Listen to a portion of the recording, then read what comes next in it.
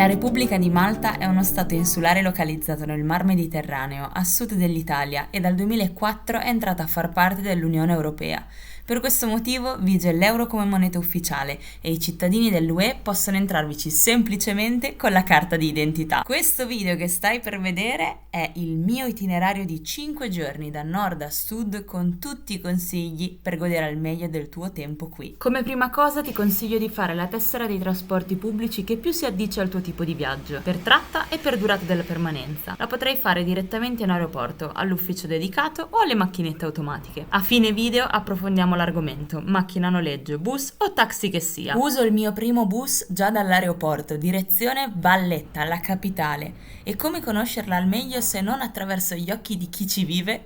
Quando viaggio adoro prendere parte ai Free Walking Tour, ovvero degli itinerari comprendenti le tappe più importanti della città, ma spolverati da aneddoti locali.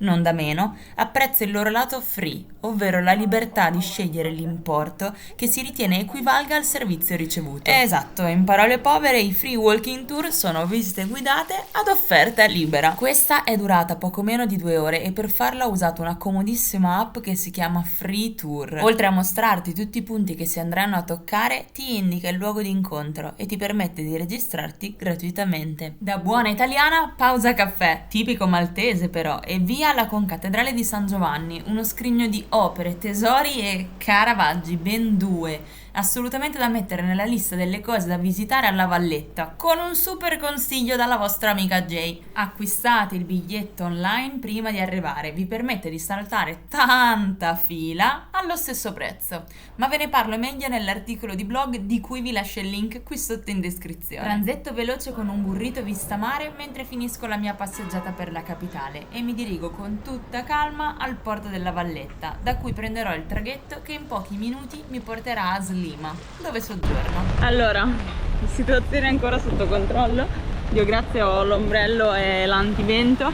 In ogni caso questa è la situazione, non so se si capisce bene, questa strada è quasi poco allegata, comunque c'è un bordello epico. Dal mio programma originale voglio andare a fare un bagno in una lagunetta qui vicina, bellissima, cioè in una baietta, con tanto di aperitivo al tramonto, ma vista questa situazione penso che andrò a fare un giro in centro e magari la birra me la prenderò al chiuso.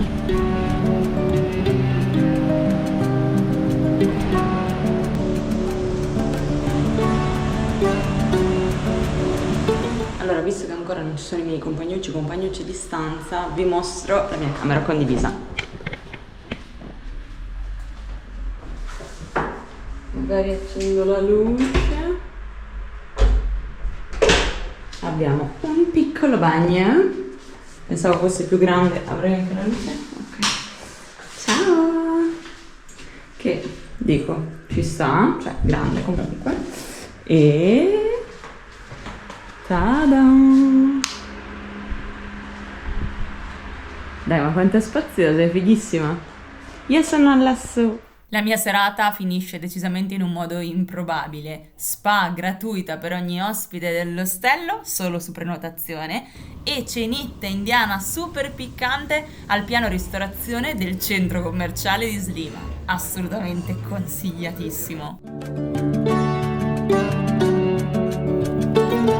Sveglia di buon'ora direzione Isola di Gozo, una delle 3 isole che costituisce lo Stato di Malta insieme a Comino e all'omonima Malta. Visto il traffico, ringrazio di aver scelto i mezzi pubblici, ma se decidete di noleggiare un'auto vi consiglio di noleggiarla prima del vostro arrivo se venite in alta stagione e di tenere a mente che 1. Qui si guida al contrario rispetto che all'Italia, altro influsso British, e 2. Bisogna essere pronti ad una guida un poco più intraprendente rispetto a quella a cui si è abituati nel centro-nord Italia. Pronti a partire, quella su cui siamo adesso è come questa qua, che sta per attraccare, e impiegheremo circa un quarto d'ora, qualcosa di più, mezz'ora, L'andata e il ritorno costa 4,65, si paga una volta sola. Altro bus e ci dirigiamo verso quella che è considerata la spiaggia più bella di Gozo, Ramla Bay, una conca di sabbia dorata dove io manco toccherò la sabbia se non per passarci sopra e andare alle grotte che la sovrastano.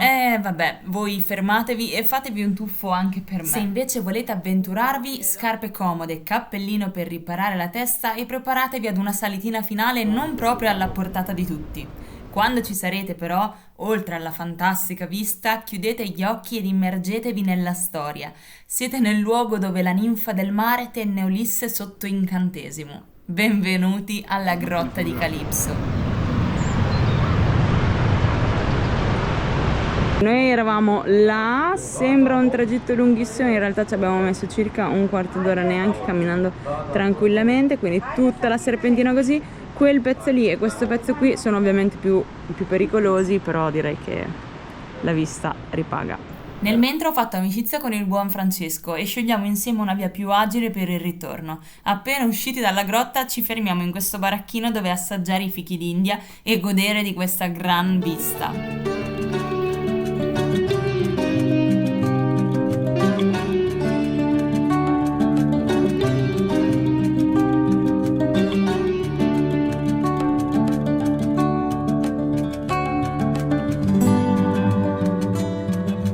Perché non sappiamo come potrà finire. Allora, Google Maps ci dava 45 minuti a piedi dalla strada, ma abbiamo incontrato questo signore che Francesco ha gentilmente fermato. Ma quanti anni avrà avuto? Era carinissimo. Vabbè, e gli ha detto: ma possiamo andare giù da qui a piedi? Perché Google Maps ci dice no, a un certo punto qua sta tutto brullo verde, non ci sono manco più sentieri pedonali. Quindi noi cosa facciamo? Andiamo lo stesso giù a piedi. E il signore, che avrà avuto 80 anni tutti, dai. 75-80 immagino, poi. Vabbè, sì, tu che li porti bene, è vero? No, lui avrà avuto 80 anni. Ci ha detto sì, che si va, basta stare attenti. E Francesco, che ha, posso dire quanti anni hai? 70, quasi 71. Che ha 71 anni quasi, ha detto ma sì, proviamoci. Sì, vabbè, e quindi mo stiamo andando giù. Se è così abbiamo vinto. Se è tutta così. Madò, è tutto così, France, guardala! Perfetta! Perfetto, veramente.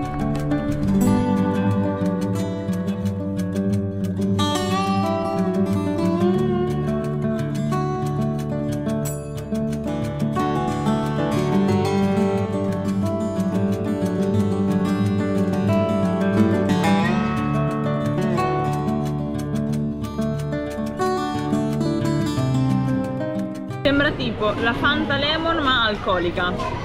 Salutiamo questo angolo di paradiso e ci muoviamo verso il centro dell'isola, direzione la cittadella di Victoria, conosciuta anche come Gran Castello. E sì, vi assicuro che ne vale davvero la pena, anche solo per fare il giro in queste mura.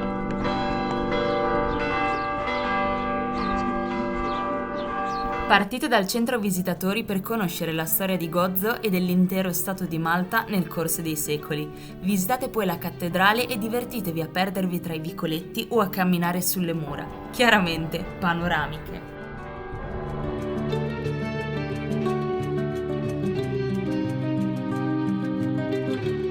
Ultima tappa della nostra giornata, vedere il tramonto in un posticino davvero speciale. Con tanto di sosta nella vicina Inland Sea Dive Site, una piccola grotta celebre per le sue immersioni che è possibile visitare anche in barca, ma che noi ci siamo limitati ad ammirare da fuori.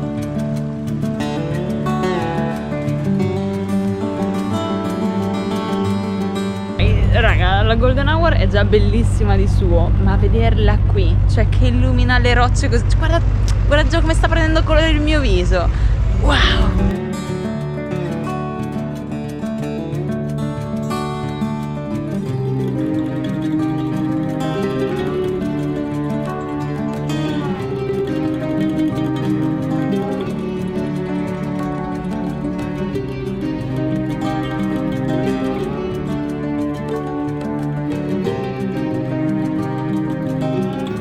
Direi che la nostra seconda giornata a Malta si conclude per il meglio.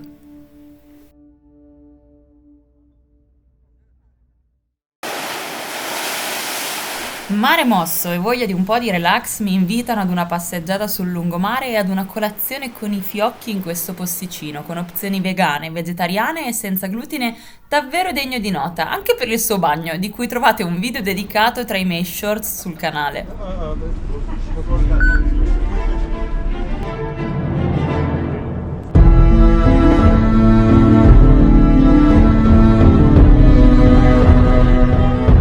Ci dirigiamo verso la parte più interna dell'isola, in quella che, prima di essere colpita da un terremoto nel 1693, è stata la capitale di Malta. Conosciuta anche come la città silenziosa, raggiungiamo quindi Medina. Pensate che le prime tracce risalgono al 1000 a.C., vedendola come un crocevia di popoli, culture e di scontri. Ad oggi conta circa sui 300 abitanti ed è una grande meta turistica, in quanto una delle città fortificate meglio conservate d'Europa. Gli edifici più alti che noterete saranno spesso i palazzi delle maggiori famiglie nobiliari maltesi.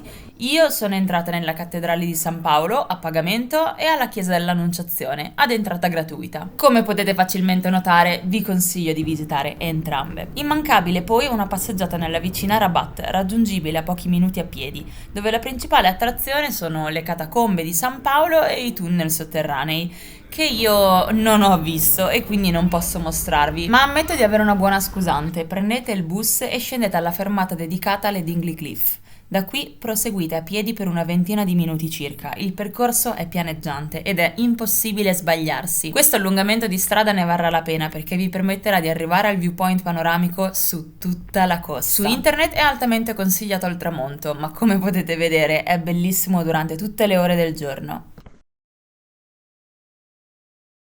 Oggi ho camminato parecchio e la stanchezza si fa sentire, ma se voi siete ancora in forze sappiate che qui ci sono tanti localini carini in cui passare la vostra serata. Direzione Comino, Laguna Blu, che dicono essere sempre, tutti i giorni, a tutte le ore del giorno sovraffollata. Quindi oggi è uno schifosissimo trasettimanale martedì, sono le 7:45, io sono quasi alla fermata del pullman, tra 5 minuti quindi partirò, un'ora di bus, a seguire circa 15-20 minuti di traghetto e sarò alla Laguna Blu. Come potete sentire c'è abbastanza vento. Il biglietto si può fare in loco e prevede diverse opzioni. L'andata e ritorno da qui a Comino è di 15 euro e comprende delle brevissime pause fotografiche alle grotte che precedono la celebre Laguna Blu. Il perché della Laguna Blu lo si intuisce anche in una giornata di cielo coperto come oggi.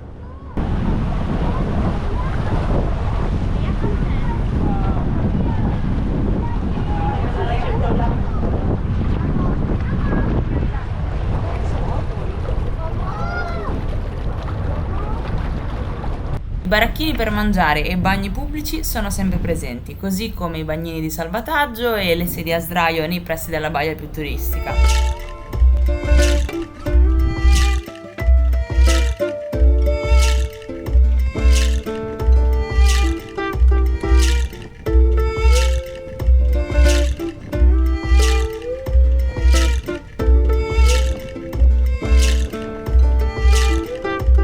Qui ho conosciuto Natalia, con cui ho attraversato l'isola e confrontato le opinioni su Malta. Finalmente ho fatto il mio primo bagno e preso il mio primo cocktail da quando sono qui.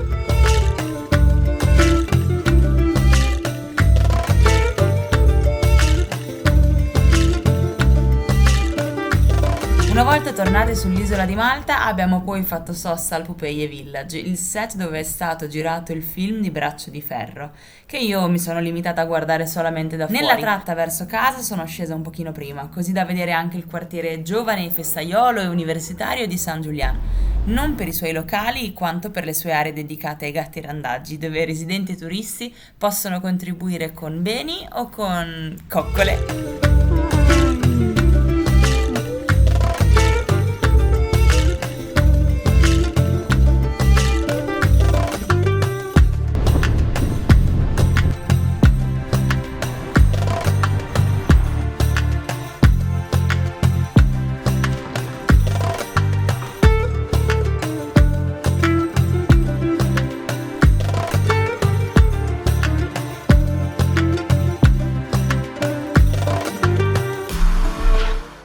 Notte a Slima e a Malta si sta alzando un vento assurdo, per domani l'hanno messo, io nel mentre mi sono un po' coperta perché le temperature sono scese, ora a caccia di qualcosa da mangiare e poi penso che se avrò ancora le forze, perché notare le mie guanciotte rosse di stanchezza, mi infilerò in una teteria a leggere un po' un libro, in alternativa che penso che andrò a letto.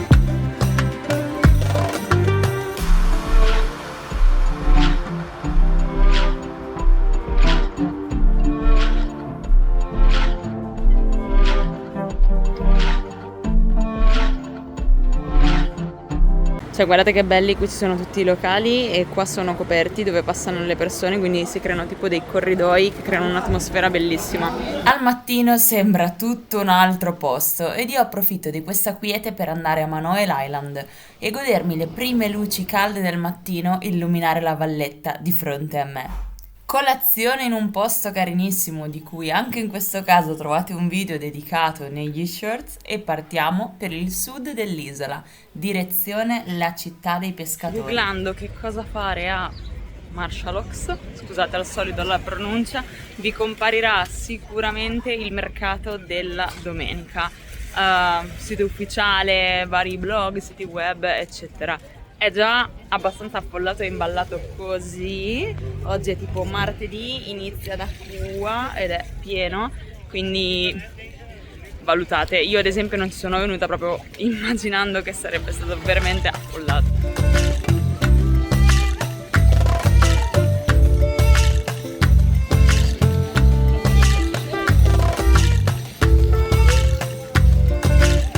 Allora raga, anche qua al sud ci sono tantissime cose da fare.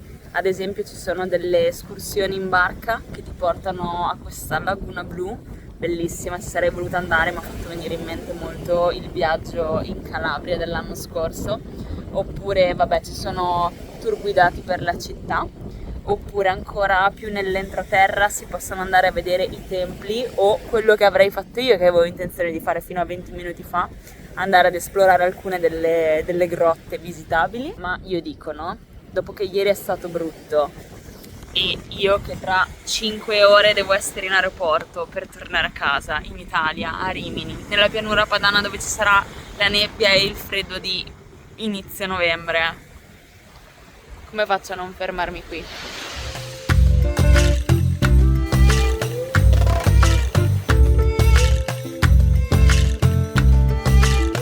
Ok, le distanze qui sono assurde, tipo 20 minuti fa io ero in quella spiaggetta lì a fare il bagno e ora sono qua.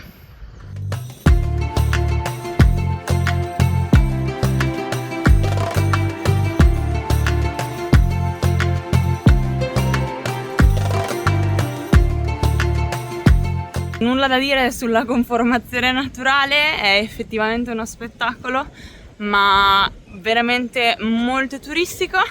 Si vede che ci passa tanta gente e anche tanta gente maleducata per via di tutta l'immondizia che c'è a terra.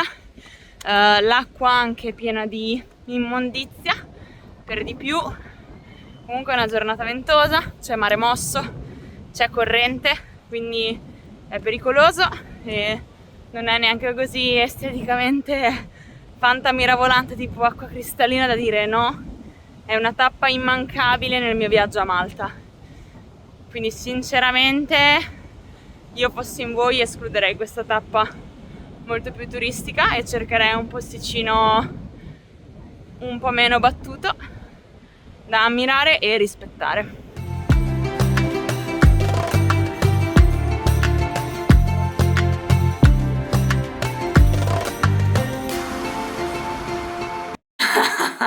Riflessioni su Malta direttamente dal paradiso.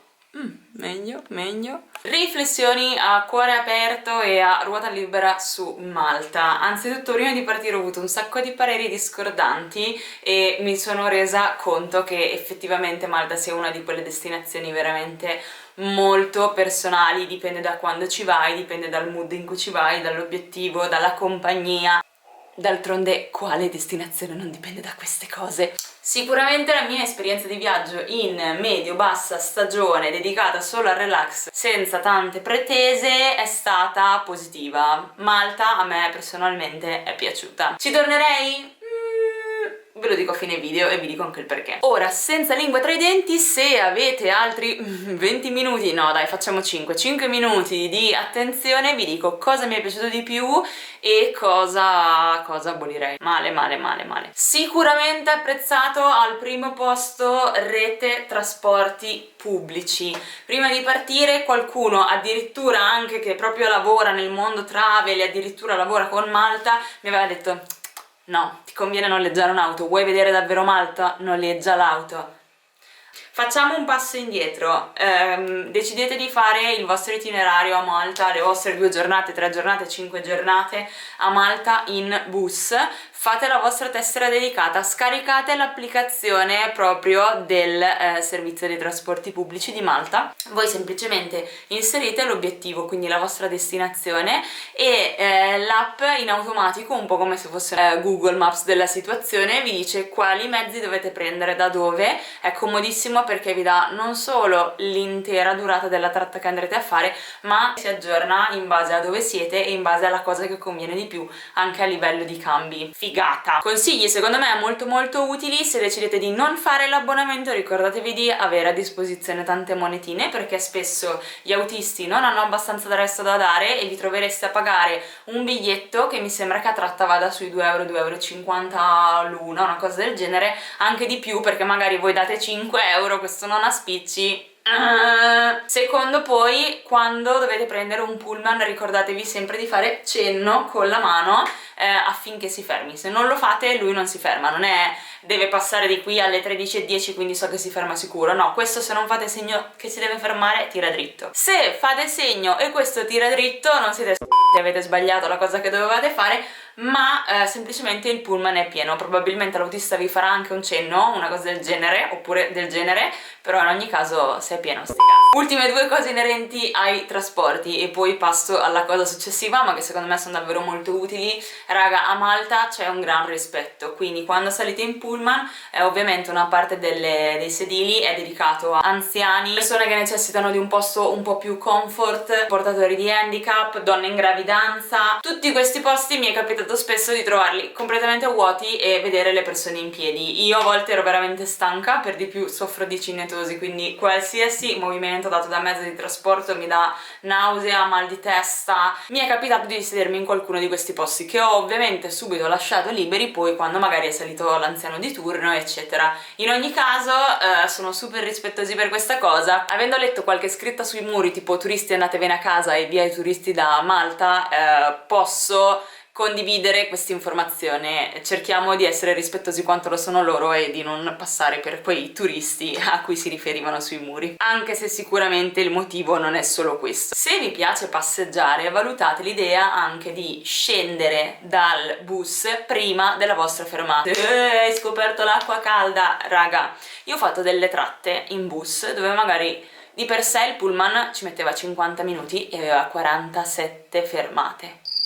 47 fermate, quindi ne ho approfittato alle volte, cioè una fermata, da una fermata all'altra potevano esserci veramente 150 metri di strada a piedi. Alle volte sono scesa diverse fermate prima rispetto a quella che avevo conteggiato e mi sono fatta tipo 8 minuti a piedi, tra l'altro in paesaggi niente male, quindi valutate anche questo. Punto numero 2, prima di partire qualcuno mi ha detto i maltesi, guarda, oppure no vabbè i locali lì, scontrosi duri. Raga, io personalmente mi sono trovata benissimo, tutti gentili, carini, simpatici, sorridenti, sia nei locali dove sono andata a mangiare che nei posti, che ne so, nelle biglietterie piuttosto che nei negozi, sul battello, quindi anche quello veramente personale. Vi dirò di più, quando dicevo che ero italiana nessuno storceva il naso, anzi mi chiedevano italiana di dove, c'è chi mi ha chiesto consigli su cosa da visitare, chi mi ha chiesto dove abitassi di preciso e mi ha raccontato dei suoi lavori piuttosto che delle sue esperienze, chi proprio è stato a Rimini piuttosto che chi è venuto vicino in vacanza per trovare qualcuno.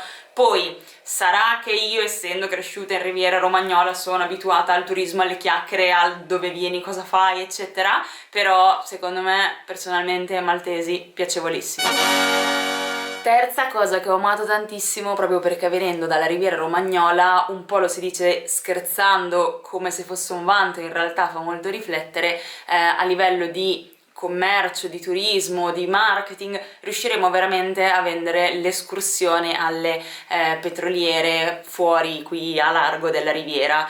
In realtà questo perché riusciamo a fare commercio ovunque, cioè qualsiasi cosa bella diventa una cosa da cui poterne trarre un profitto. A Malta no, cioè a Malta ci sono delle attrazioni, dei punti turistici, ok, dove magari trovi la banchetta con il minimo necessario, tipo l'acqua, qualche snack della frutta, il bagno pubblico stop, cioè laddove noi staremo già costruendo un palazzo, probabilmente un bar particolarmente kitsch e un ristorante a prezzi folli, loro non hanno di niente. È una cosa che ho apprezzato molto. Quarto ed ultimo, così a random, non in ordine di priorità in realtà, perché salirebbe sicuramente sul podio, ho adorato il rispetto che hanno per cani e gatti. Questo perché un po' in realtà in diverse parti delle isole ho trovato delle piccole stazioni dedicate all'aiuto dei randagi, quindi si potevano lasciare donazioni economiche, ma anche di cibo, anche di acqua o semplicemente coccole, proprio per la presenza massiccia, tra virgolette, di cani e gatti, che in realtà io non le ho viste, per me non c'era. Ci sono anche in giro per la città, ho proprio trovato dei cartelli tipo attenzione rallentare gatti, attenzione rallentare cani. Per me è una cosa bellissima, ma i lati negativi partiranno proprio da qui, perché questo è proprio l'esempio da vegana del non esistono animali di serie A, animali di serie B. In questo caso sì, perché al contrario lo sfruttamento dei cavalli per le carrozze, che in maltese mi sembra che la parola sia tipo carrozzin, è proprio una cosa terribile. È una cosa terribile, è brutto da vedere perché questi cavalli sono tutto il giorno in piedi nei centri, in questi angoli dove proprio il turista gli va addosso di continuo, gente che voleva far foto di continuo piuttosto che, e sono in giro tutto il giorno, raga. Cioè io non ho visto tot carrozze di cavalli ferme, perché c'è talmente tanto turismo a Malta continuamente che queste carrozze erano sempre in giro con sti poveri cavalli che non portavano gente incapace di camminare. Anzi, io le persone che ho visto in carrozzina a Malta, turisti,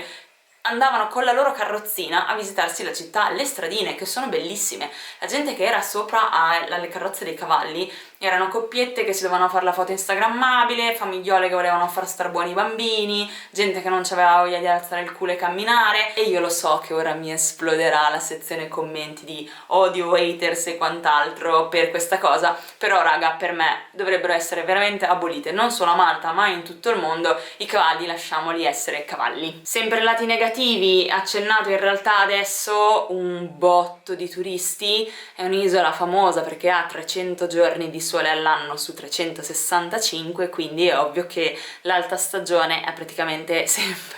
Raga, io vi giuro, ogni giorno della settimana è stato come se fosse domenica. Contate poi che è uno stato, è una repubblica indipendente, quindi al suo aeroporto internazionale gli arrivi sono quotidiani.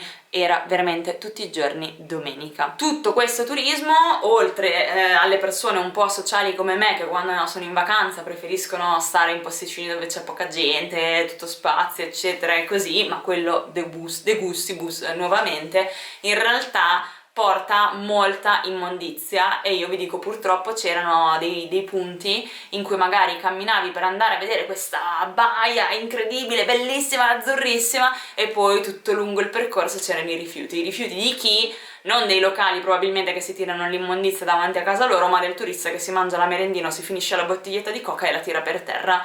E questa è una cosa che ho trovato in diverse situazioni e che colleghi e amici che sono già stati a Malta mi hanno confermato. Poi mi saprete dire voi. Per il resto ragazzi, io penso di non aver mai speso così poco in rapporto a destinazione fuori dall'Italia, l'aver visto tutto quello che volevo, colazione, pranzo, cena fuori, piuttosto che volo in orari fantastici. Cioè arrivata a Malta alle 8:30 del mattino senza sveglia chissà quale levataccia, ero a Rimini in casa mia alle 11 di sera il quinto giorno, proprio, quindi 5 giorni sfruttati a pieno. Per concludere, sì, vi consiglio di inserire Malta nella vostra bucket list di viaggio da visitare almeno una volta nella vita e valutare poi se tornarci o meno. Io vi spoilerò, come anticipato all'inizio di questo sermone, che ci tornerò per una motivazione molto particolare e ci tornerò in pieno inverno. Se avete domande lasciatele qui sotto nei commenti e vi risponderò il prima possibile. Come si dice in quest'ambito, se il video vi è piaciuto lasciate un like per supportare il mio lavoro. Al prossimo viaggio, Jay!